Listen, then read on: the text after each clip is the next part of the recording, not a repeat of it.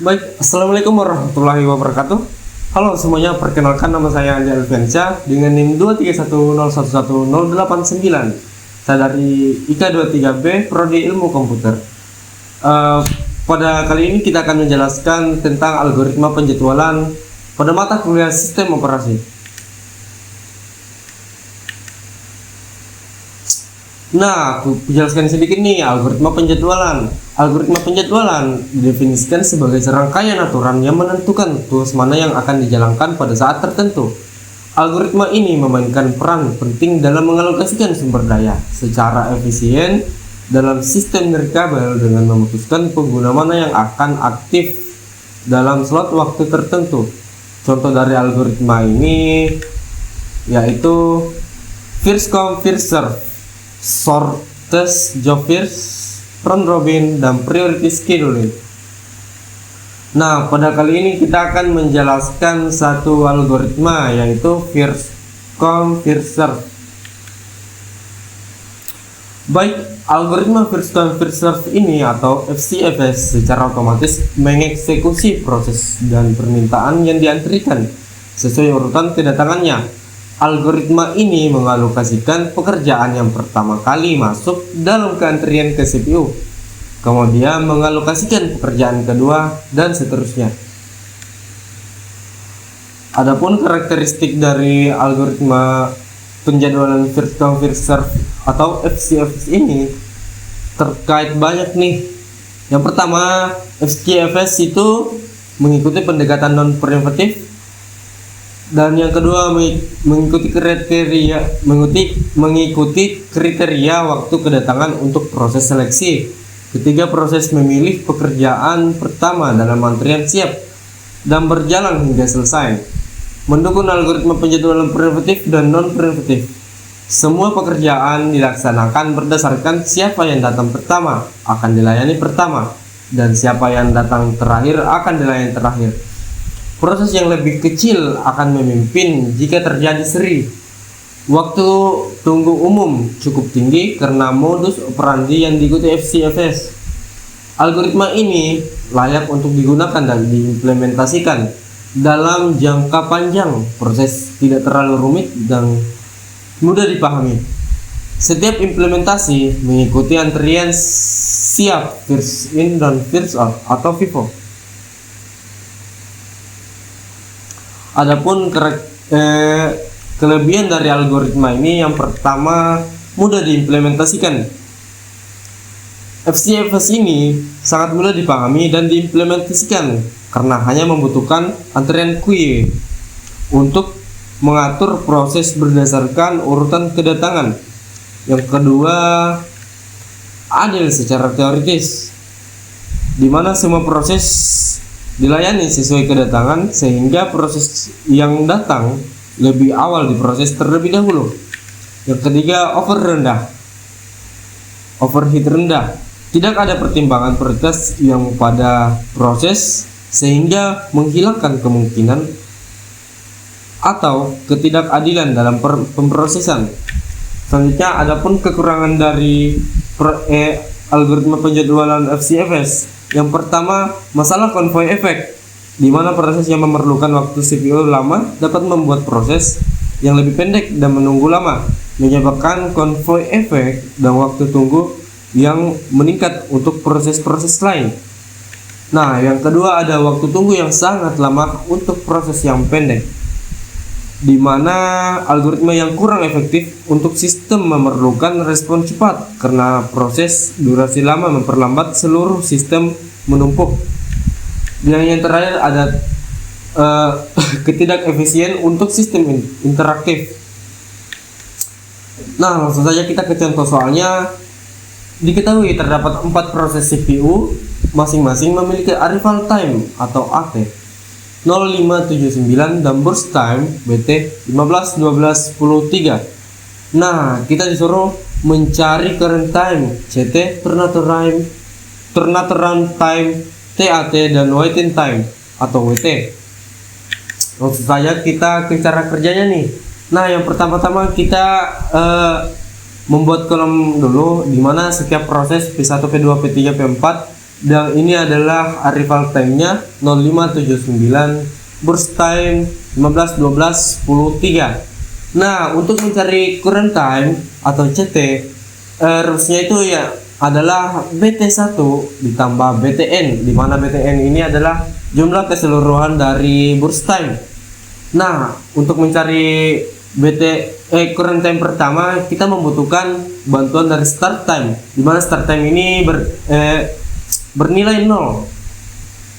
Nah, untuk mencari current time proses pertama itu kita menambahkan BT1 ditambah dengan BTN, di mana BTN-nya berjumlah 0. Nah, current time pertama yaitu burst time 1 atau burst time proses pertama 15 ditambah dengan 0. 15 ditambah dengan 0 sama dengan, ya betul, 15. Inilah current time dari proses pertama. Nah, selanjutnya BT2 ditambah BTN, di mana BTN ini atau jumlah current time keseluruhan bernilai 15. Jadi di sini kita akan menambahkan 15 ditambah dengan burst time kedua atau proses kedua. 15 ditambah dengan 12, di mana 15 ditambah 12 sama dengan, ya betul, 27. Nah, ini adalah current time pada proses kedua. Selanjutnya ini menjadi burst time keseluruhan, dan seterusnya kita akan menambahkan, di mana kita menambahkan burst time ketiga atau pada proses ketiga yaitu 10. Di 10 ditambahkan dengan 27 yaitu 37. Nah, ini adalah current time pada proses ketiga. Nah, selanjutnya kita akan melanjutkan pada proses keempat, di mana 37 ditambah dengan 3 sama dengan 40. Nah, inilah current time dari proses P1, P2, P3 dan P4. Selanjutnya kita akan mencari, nah ini ya yang tadi kita dapatkan yaitu 15, 27, 37, 40. Nah, selanjutnya kita akan mencari turnaround time atau TAT. Adapun rumusnya yaitu TAT sama dengan turnaround time sama dengan CT, di mana CT ini adalah current time dikurang dengan AT atau arrival time, di mana setiap proses kita akan mengkurangkan dari current time dikurang dengan arrival time. Nah, pada proses pertama kita akan mengurangkan 15 dikurang 0, di mana 15-nya kita mendapatkannya dari current time pertama dan 0 kita dapatkan dari arrival pertama. 15 dikurang 0 sama dengan 15. Ya, betul, inilah nilai dari turnaround time proses pertama. Selanjutnya kita akan mengurangkan current time yang kedua dengan arrival time yang kedua, di mana pengurangannya yaitu 27 dikurang dengan 5. 27 dikurang 5 sama dengan berapa nih? Ya, betul, 22. Ini adalah turnaround time pada proses kedua. Nah, begitu pula dengan selanjutnya kita akan mengurangkan current time dengan arrival time pada proses ketiga, di mana kita mengurangkan 37 dikurang dengan 7 sama dengan 30. Inilah turnaround time pada proses ketiga. Dan terakhir ada P4, di mana kita mengurangkan 40 dikurang dengan 9. Nah, 40 dikurang 9 sama dengan, ya betul, 31. Inilah hasil dari turnaround time, pengurangan dari current time dan arrival time. Nah, inilah tadi turnaround time yang kita dapatkan 15, 22, 30 dan 31. Selanjutnya kita akan mencari waiting time-nya nih, di mana rumus dari waiting time yaitu turnaround time dikurang dengan burst time, di mana pada proses pertama kita bisa melihat 15 dikurang dengan 15, di mana turnaround time pertama 15 dan burst time pertama yaitu 15. 15 dikurang dengan 15 sama dengan 0.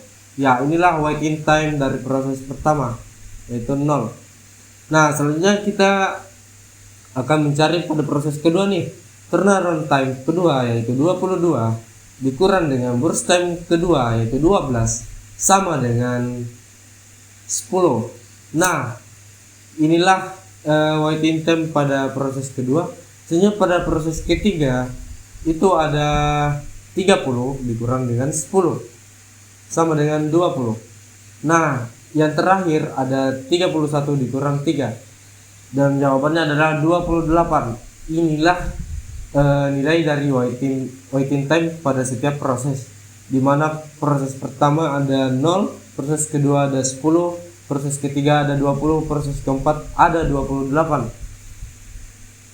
Nah, inilah waiting time dari keseluruhan proses, di mana P1 0, 10, P2 10, P3 20, P4 28. Nah, mungkin hanya ini yang bisa saya jelaskan, dan inilah mencari current time, turnaround time, dan waiting time pada algoritma penjadwalan first come first serve.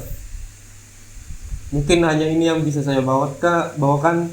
Sekian, terima kasih. Saya Andrea Alfiansyah, pamit undur diri.